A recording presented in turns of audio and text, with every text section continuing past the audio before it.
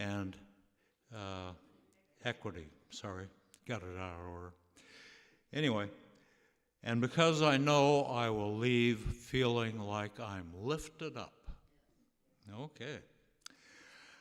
So I pledge, because I want our liberal church to be here for all of us.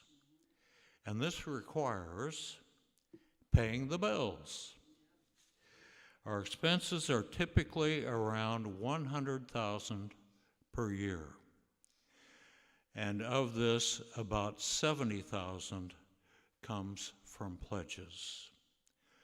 So far this year, we have received pledges of $30,000, about 43% of our $70,000 goal, so we have a ways to go. If you have not yet pledged, please do so promptly. If you have pledged, I just want to say thank you on behalf of everyone in the congregation. As Pastor Eli wrote,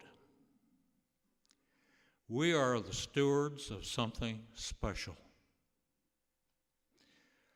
Let's keep that flame burning brightly. Namaste. Thank you.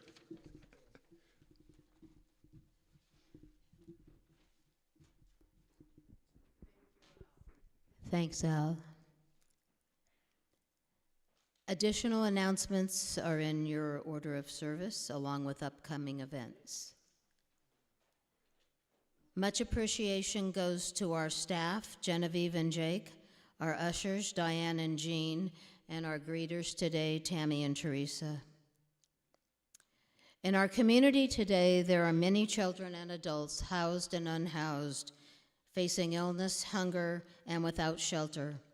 Acting in compassion for those in need, our service to the greater community is to collect your donations of food and money for the Fish Food Pantry. Our church offering will be later in the service.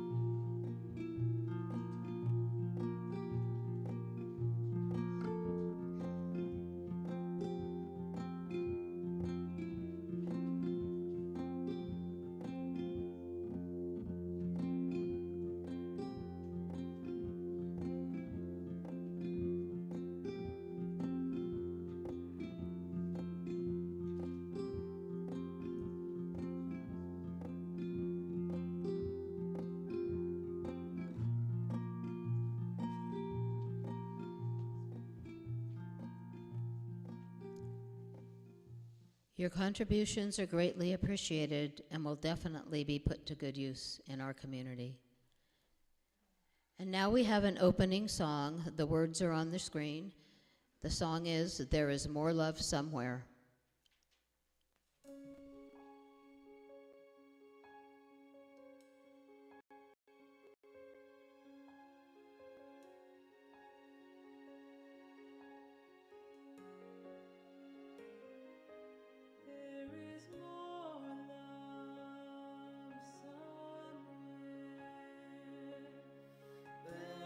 More love somewhere.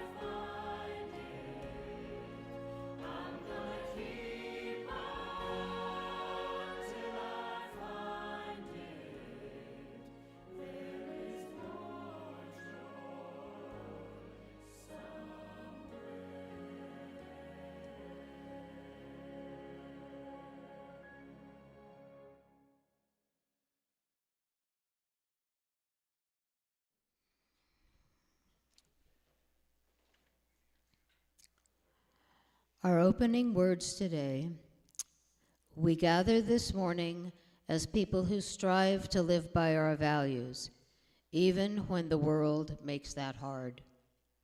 We come carrying stories of choice, wish we had been different, systems that failed us, and moments when our moral compass trembled.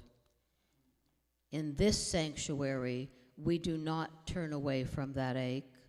We meet it with compassion and the courage to tell the truth.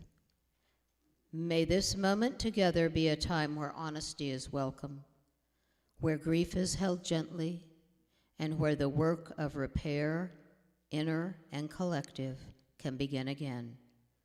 We do not face these struggles alone. The words of our affirmation can be found in your order of service. Let us say them together. We come together to renew our spirits, to open our hearts, to remember the strength we find in community, and to shape a more just and loving world together. We now take a moment to hold what we're carrying into this day, joys that have found us and the worries, griefs, and longings that travel with us too. If you'd like to light a candle, you're invited to come forward and form a line to the left. When you share, please say your name and please keep your words brief so that everyone has time and space in this circle of care.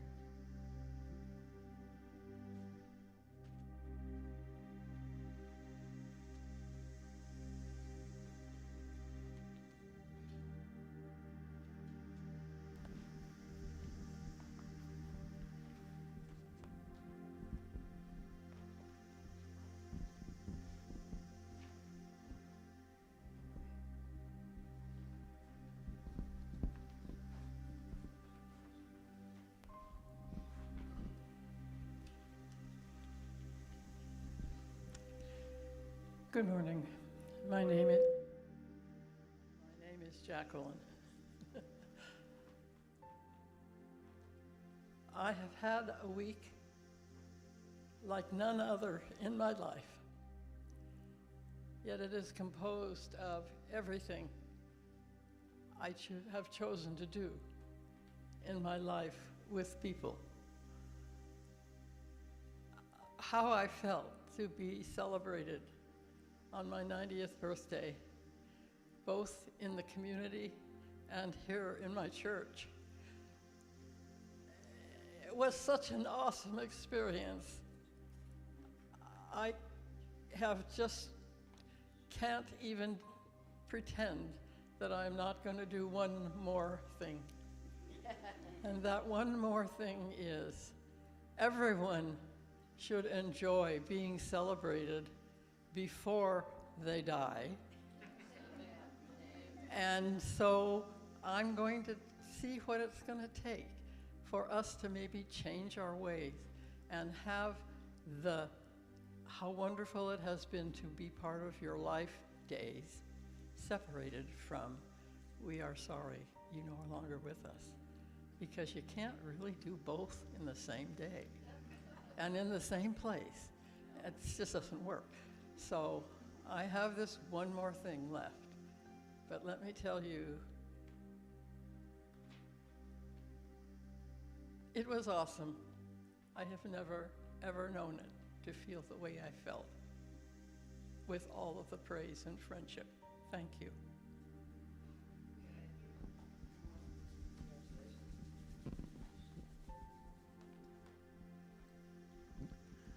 Hi, I'm Jen McCrae, and Dana and I watched the CBS Sunday mornings, and on there was a story about taking down all of the, what would you call it? Well, yeah, the placards of the DEI and the bad history, the history of our country off of these signs in the national parks. And it was a moral injury. And today's sermon is about that too.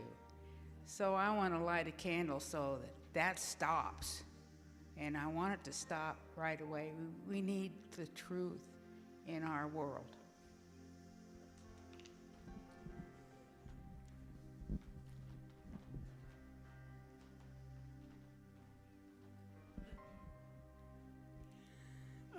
Two candles. The first candle follows what JC said, Jackie. I'm Lillian Fifield, and I would really like to be on that committee. I got some energy for that. It's an amazing experience, and that's a joy. Candle number 2, I was a little negligent this morning and missed the announcements and did not dig out the t-shirts. However, we have No Kings coming up next Saturday, the 28th, along Stewart Parkway. And I hope that if anyone is sitting in here wanting a t-shirt that says, "I stand with love," I will be back there at that table with the t-shirt sack. They're $20, more if you can, less if you cannot. So please join us. We'll probably be in front of the AIM PT clinic, physical therapy clinics, because there's usually a lot of room to park there. So I'll see you after the service. On Stewart Parkway, almost across from Sherm's and Taco, whatever that is, Del Taco.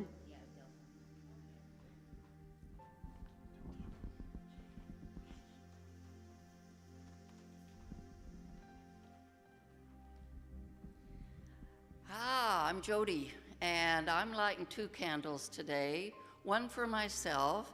As you may notice, I'm mostly not using my cane. I worked all morning yesterday and didn't use it most of the time. I want to thank a new therapy that I have started. It's called Rolfing. If you've never heard of it, Jody C. I was amazed at the difference that made. And if you don't know about it, you should check it out. It really is amazing therapy. So I'm lighting this candle for goodbye to my cane mostly. I keep it in case for a while. The other candle I'm lighting for June. June supplied the bread for yesterday, but she's not doing well. And she's one that's going to be on the top of that list for celebrating, because she also turned 90 the same week that 92. Okay. So yes, and so let's keep her in our hearts.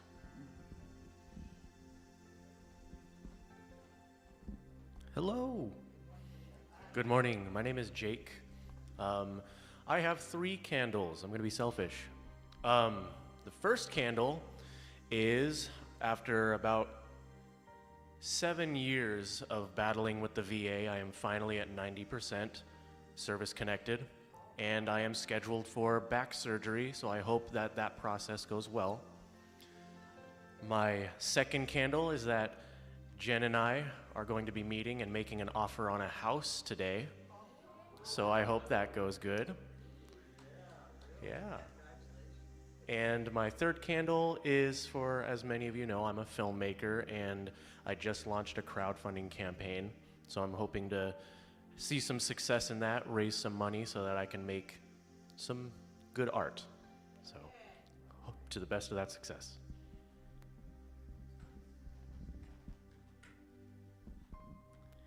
I'm Jean, and I am lighting 1 candle for my friend and sister Rose, who is going to have foot surgery April 10th.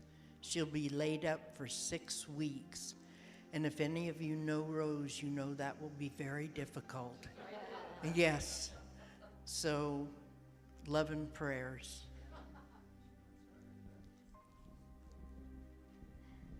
And I'm going to light a final candle for those of us who may have kept joys and concerns deep within our hearts.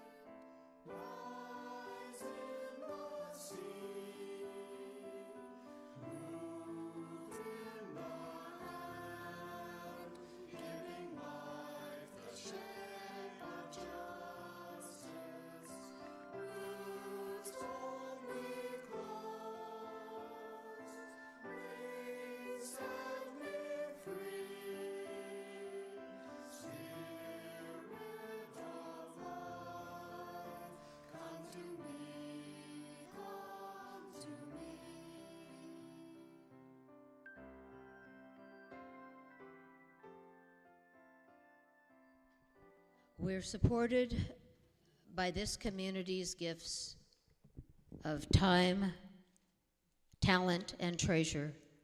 Your support is what fuels this congregation's mission and keeps the flame of justice, community, and love burning brightly.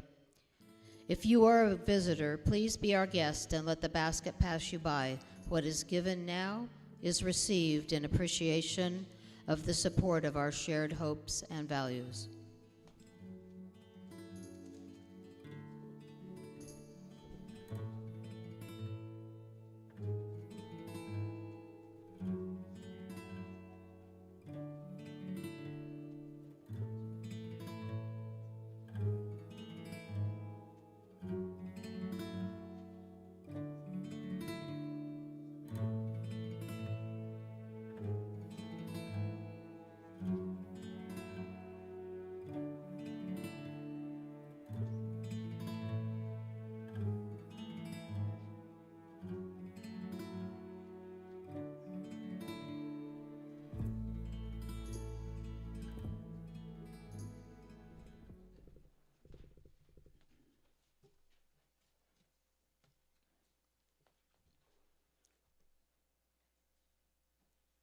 For the gifts we have received, may we be truly grateful.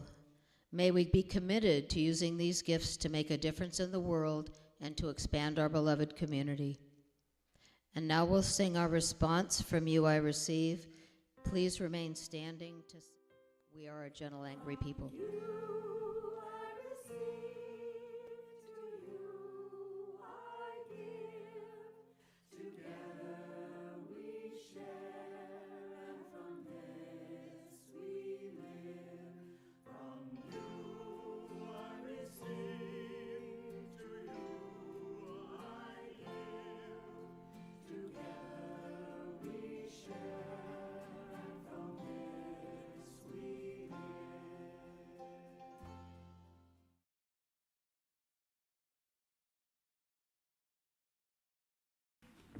We are a gentle, angry people, and we are singing, singing for our lives. We are gentle, angry people, and we are singing, singing for our lives. We are a land of many colors. We are a land of many colors, and we are singing, singing for our lives. We are a land of many colors, and we are singing, singing for our lives. We are a peaceful, loving people. We are a peaceful, loving people, and we are singing, singing for our lives. We are a peaceful, loving people, and we are singing, singing for our lives.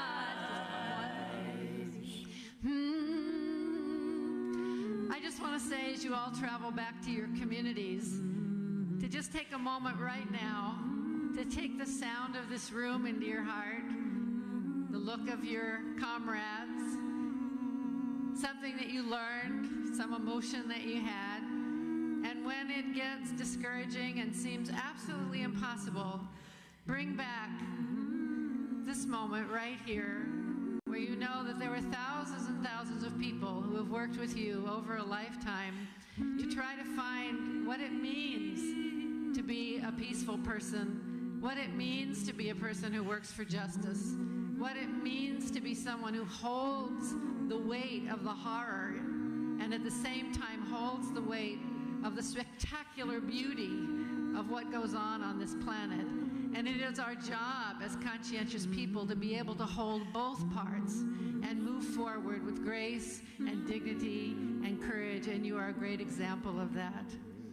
We are a peaceful, loving people, and we are singing, singing for our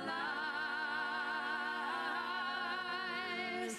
We are a peaceful, loving people, and we are singing, singing for our lives. Thank you all so much. Wow, that's great.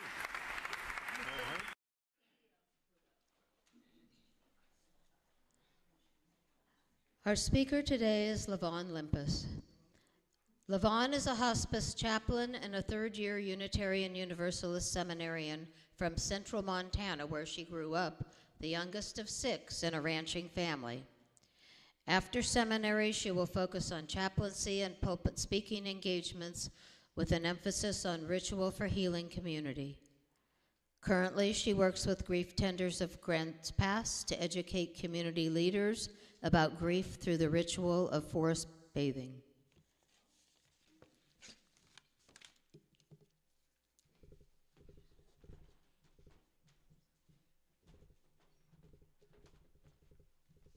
Good morning. They say in seminary you're never supposed to start with good morning. But I want to start with, isn't that weird? What are you supposed to start with? Something radical, I don't know. What's more radical than wishing each other good morning at times like these, though? Right? So it's Jen's fault that I'm here talking about moral injury today. I really have been having difficulty with what is happening in our nation. And I finally found the words to describe after I watched the tragic passing of Renee Good.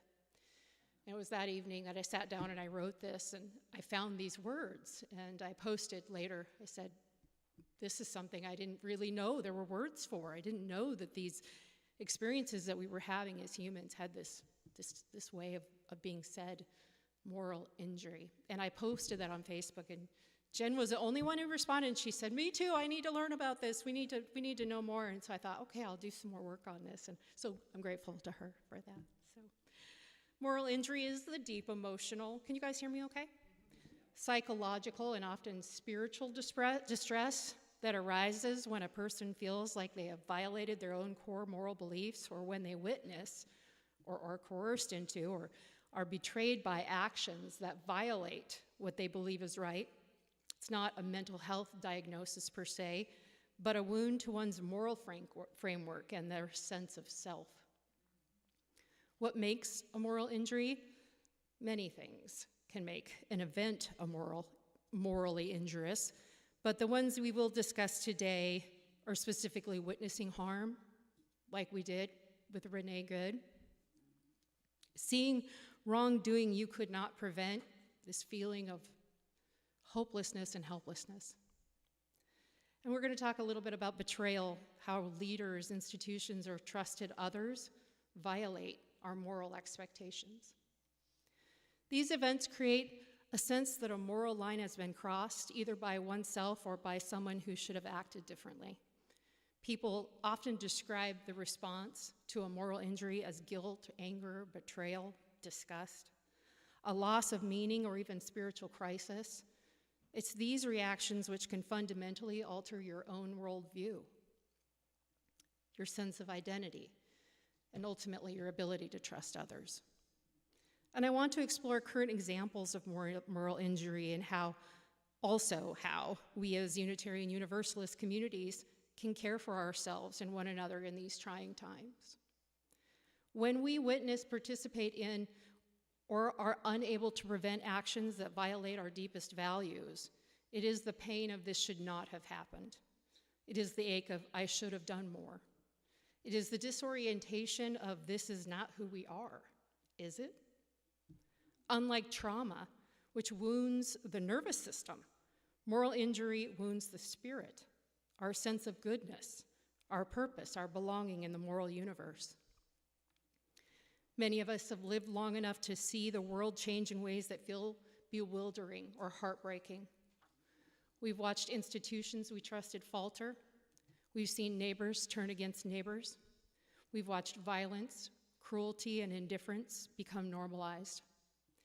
We've seen people in positions of power betray the very values they claim to uphold. And perhaps in your own life, you've had moments when you felt forced to choose between two imperfect options. Moments where you couldn't help someone the way you wanted to. Moments when you felt helpless in the face of others' suffering or your own. These experiences, they leave a mark. Not a scar on the body, but perhaps a bruise on our souls. Moral injury hurts because it touches the part of us that cares the most.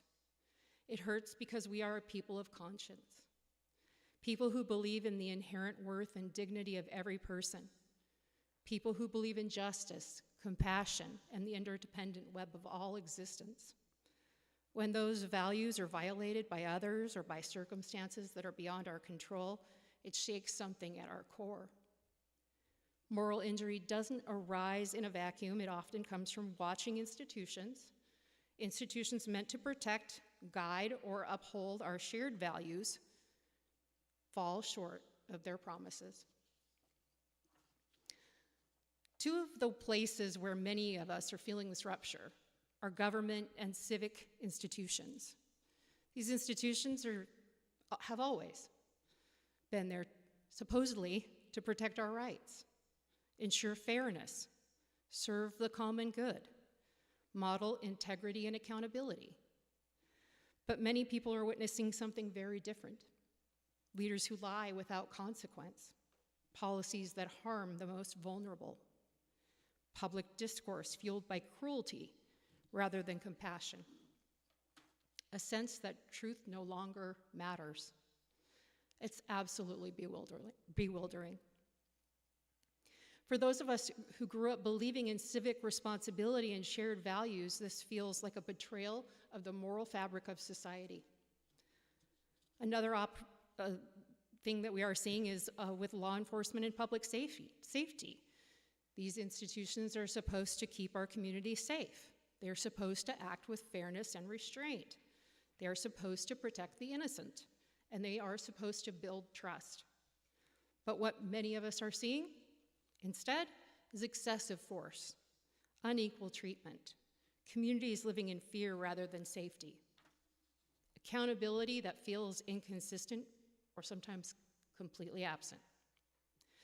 For those who believe deeply in justice, this creates a painful rupture between what should be and what is. These are not abstract political issues. They are spiritual wounds. They strike at the heart of our moral identity. The good news is that moral injury is a sign of moral clarity. Here is the part we often forget. Moral injury is not a sign that something is wrong with you. It's a sign that something is right with you. It means your moral compass is still working. It means your heart has not gone numb. It means you are still capable of being moved by compassion, justice, and love. In a time when cynicism is fashionable and cruelty is often shrugged off, your moral sensitivity is not a weakness. It is a gift. It is a spiritual resource. It is a form of resistance. So what do we do with this pain? As a UU community, we are not called to be perfect. We are called only to be present. Yes, we are called to be courageous, and we are called to be connected. And in that spirit, I want to offer 3 practices, 3 things that we can do to care for ourselves and our community when moral injury weighs heavy. First of all, we must always tell the truth, gently, courageously, and together. Moral injury festers in silence. When we feel shame or helplessness or grief about the state of the world, we often keep it to ourselves. We don't want to burden others. We don't want to sound negative. We don't want to admit that we're hurting. But truth-telling is the first step toward healing. In this congregation, you have the gift of long relationships. You have people who have known each other for lifetimes. You have people who have weathered losses, illnesses, transitions, and political upheavals together. Use that gift. Tell the truth about what weighs on your heart. Tell the truth about what you fear. Tell the truth about what you long for. Not to fix it, not to debate it, but to simply witness it. Because when we speak the truth in community, the burden becomes lighter. And when we hear the truth from others, we remember that we are not alone. We practice compassion, especially towards ourselves. This is number 2. Self-compassion is not indulgence. It is spiritual discipline. It is the practice of saying, I am human, I am imperfect, and I am worthy of love. When we treat ourselves with compassion, we create the inner spaciousness needed to treat others with compassion too, even those whose actions we may find troubling or painful. Compassion does not mean approval. It means refusing to let bitterness define us. And number 3, we recommit to community, not as an escape, but as a source of strength. Moral injury isolates. It whispers, you're the only one who feels this way. It tells us to withdraw and to shrink and to give up. But community is the antidote. This congregation, this circle of elders, activists, caregivers, thinkers, and truth seekers has a role to play in the healing of the world. Not by fixing everything, not by solving every crisis, but by embodying a different way of being, a way rooted in kindness, a way rooted in curiosity, a way rooted in covenant. When we show up for one another week after week, year after year, we create a sanctuary where moral injury can soften into moral courage. We remind each other that goodness still exists. We remind each other that justice is still worth pursuing. We remind each other that love is still possible. And that reminder is no small thing. It is a form of spiritual resistance. In closing, friends, we are living through a time when many people feel morally shaken, a time when the world feels uncertain, divided, and heavy, a time when our spirits can feel bruised by the daily news, by personal losses, and by the weight of this responsibility. But we are not powerless. We can tell the truth. We can practice compassion. We can recommit to community. And in doing so, we become a people of moral repair. We become a beacon of steadiness in a turbulent world. We become a reminder that even when our hearts are wounded, our values remain strong. We become a living testament to the power of love, courage, and shared humanity. May we continue to walk this path together, friends, tending our spirits, supporting our neighbors, and holding fast to the moral vision that has guided this congregation for many generations. Next week, Bill will be giving you some tools on how to connect the heart to the head. It's called heart math, right, Bill? That's it. And it's to help us not to cause more moral injury for ourselves or others. And with that, I say amen and blessed be.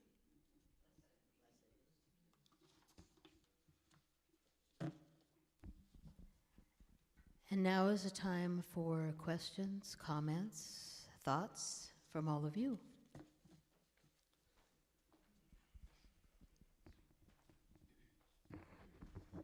Thank you very much, LaVonne. I want to offer you 2 gifts this morning. In the office is a copier. I would like to have have you copy that. Oh, sure. If you wouldn't mind. I'm a visual person, and I love that sermon. And I need to read it again and again. Yay. And the second one is a 3-hole punch. Punch that out, put it in a folder, and preach that again and again. Because this was really very timely. And there were so many nuggets in there that I want to review, so thank you very much. Oh, you're so welcome. Thank you so much. What an honor. Okay. Hi, we haven't met yet. Okay. I'm Lilene, and you're Nice to LaVonne. meet you. I'm 84 years old, and I never had a term for my lifelong lesbian experience. And what I did with that enabled me to grow strong and solid and secure and be available in my community, et cetera, et cetera. My mind went all over. So I too would like a copy, You bet. but I'd also like your permission to take moral injury and some of the content to the Rainbow Collective community. Absolutely. I work with them and had the privilege and honor of being the master of, what was it, Grand Marshal of the last Pride Parade. And I want to continue to be a presence there for those who are coming up and a positive influence. And your work, well, maybe we can talk about that privately in terms of how useful and helpful it really is in smaller group You bet. with younger people. Absolutely. Thank you so much.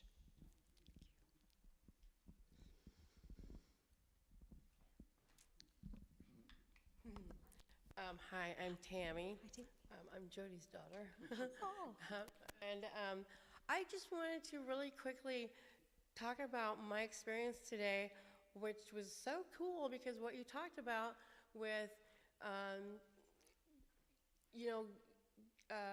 with somebody that I knew for a long time, which was Jenna today.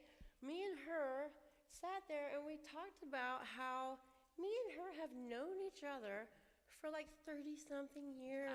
Wow. And we hugged each other and we talked about each other, how, oh, we've known each other and we've seen this with each other and we've seen that and, all this stuff. And I just wanted to, say that I got to do what you talked about today with Gemma, and I loved that, and we hugged each other and we talked about, and it was so awesome, that feeling and that sensation and stuff. So thank you Oh, you're for so just welcome. saying everything that happened to me today. you. So that was so nice.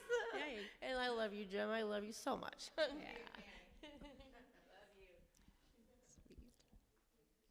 Anyone online?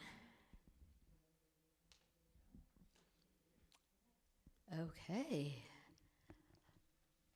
Let me see. I have to figure out what we're doing next.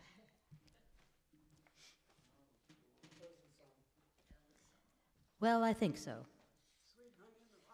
I think that's what it is, but I just wanted to be sure. Yep. We have a closing song, Sweet Honey's in the Rocks, Ella's song. And the words will be on your screen. We who believe in freedom cannot rest. We who believe in freedom cannot rest until it comes.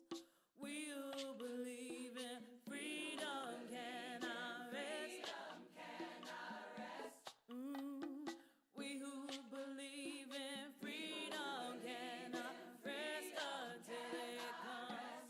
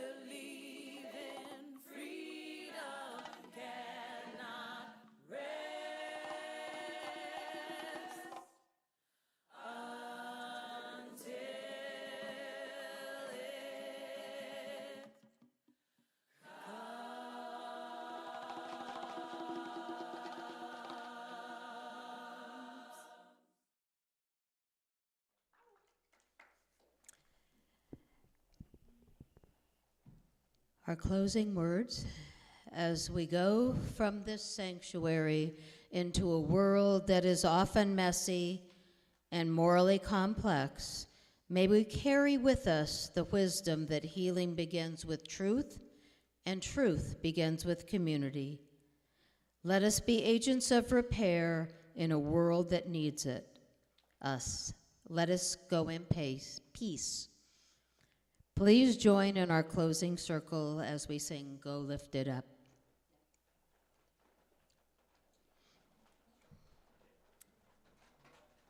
And join us for conversation and refreshments afterward.